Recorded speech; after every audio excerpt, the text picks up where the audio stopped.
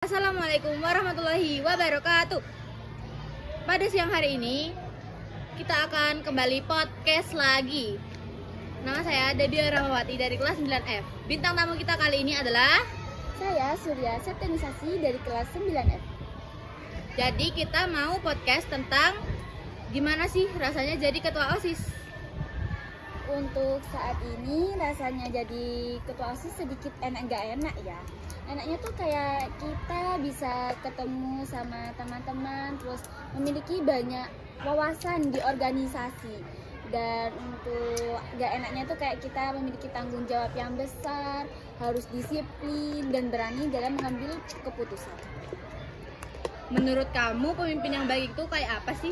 Menurut aku sih pemimpin yang baik bukan hanya yang menyuruh anggotanya untuk ini itu ambil ini itu, tapi pemimpin yang baik harus memiliki sikap disiplin dan berani berkontribusi dan memiliki sikap yang bertanggung jawab dalam mengambil keputusan apapun itu, terus bersikap adil kepada sesama anggotanya. Sejak kapan kamu menjabat di OSIS?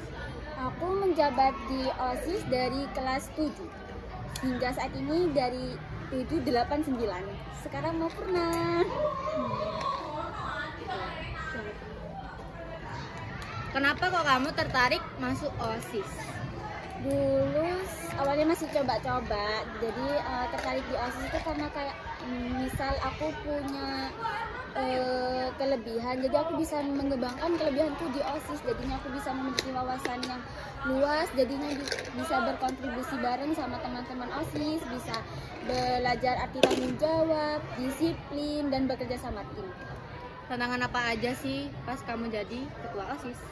Tantangannya sih lumayan banyak ya, yang pastinya tuh tanggung jawab itu harus nomor 1. Jadi kayak misal ada anggota yang ini itu, kita harus berani bertanggung jawab dalam mengambil keputusan dan harus bersikap adil sesama anggota agar tidak ada rasa saling membeda-bedakan satu sama lain, dan harus mendengar suara anggota, jadi tidak hanya mengambil keputusan secara sepihak. Pengalaman apa aja pas kamu menjabat jadi ketua OSIS? Pengalamannya aku sendiri, aku sih lebih kayak lebih sering banyak temennya gitu, berwawasan bareng, kayak kemana-mana bareng, jadi kayak bekerja sama tim. Tantangan apa aja pas jadi OSIS? Udah. Sorry. Gimana cara kamu menghadapi problem yang ada di OSIS? Untuk menghadapi problem, kita harus tahu apa problem itu tersebut dan kita mencari akar permasalahannya itu sendiri, hingga nanti kita akan bermusyawarah pada suatu problem tersebut, hingga nanti kita akan menyelesaikan masalah itu. Mungkin kalau kita tidak bisa menghadapinya masing-masing, kita tidak bisa menghadapinya sendiri, kita bisa mengajukannya kepada pembina OSIS. Ada berapa segbit di OSIS? Dong. Untuk segbitnya itu ada 10. Yang pertama itu ada pengurus 11 sama pengurus harian. Yang pertama itu ada pengurus harian. Pengurus hariannya itu terdiri kayak ketua, wakil, sekretaris, dan bendahara. Terus ada segbit 1. Segbit 1 itu tentang ketakwaan, yang mengurus kayak jalannya sholat duha, duhur, gitu-gitu. Terus kalau segbit 2 itu budi pekerti luhur. Budi pekerti luhur itu seperti yang itu selalu menjaga gerbang di depan 5S kan? Pagi kak, yang gitu itu. Terus segbit 3 bela negara. Bela negara itu yang mengatur jalannya upacara dan melatih upacara. Untuk keempat, segbit prestasi akademik dan non akademik itu yang kayak membuat event-event besar seperti kelas meeting, Festamik tahun kemarin, itu segbit 4 yang bertanggung jawab.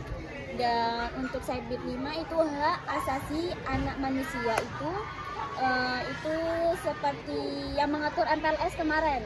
MPLS itu diatur dengan segbit 5. Dan untuk segbit 6-nya itu tentang kewirausahaan. Kewirausahaan itu kayak kita belajar berwirausaha, seperti kayak menitipkan makan di kopsis, menjual makanan waktu bazar, jadi nanti kita bisa mendapatkan uang untuk pemasukannya kita. Terus untuk segbit 7 itu jasmani dan olahraga itu nanti itu kerjanya kayak yang senam, mimpin senam. sekarang kan di SMP ada tambahan hari Sabtu kayak Senam Anak Indonesia Hebat. Nah itu nanti itu yang memimpin Segbit 7 bisa.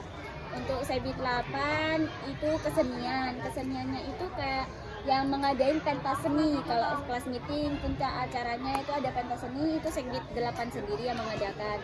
Dan Segbit 9 ini teknologi informasi dan komunikasi. Nah jadi teknologi informasi dan komunikasi ini nantinya anak-anak itu yang mendokumentasi setiap kegiatan di sekolah kita. Dan untuk terakhir Segbit 10 bahasa asing. Segbit 10 biasanya sebelum Asmaul Husna, pembacaan greeting morning. Apa enak gak enaknya pas jadi ketua OSIS?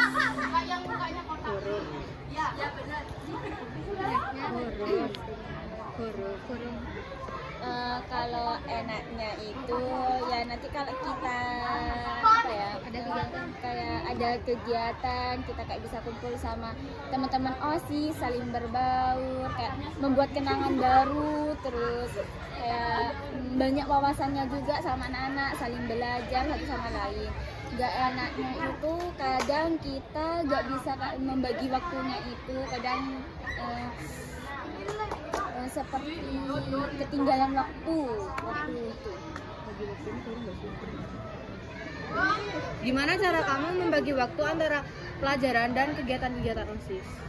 Untuk aku bagi waktunya, aku lihat dulu kegiatan OSISnya itu, kalau misal kegiatan OSISnya bisa dilakukan pada pulang sekolah, aku lebih memilih mengikuti pelajaran terlebih dahulu. Kalau kegiatan OSISnya harus dilakukan pada saat itu, mungkin aku bakalan izin ke guru waktu pembelajaran, dan nanti waktu kembali ke kelas aku harus mengejar pelajaran tersebut dan meminta ke teman-teman materi apa saja yang perlu dicatat pada hari itu.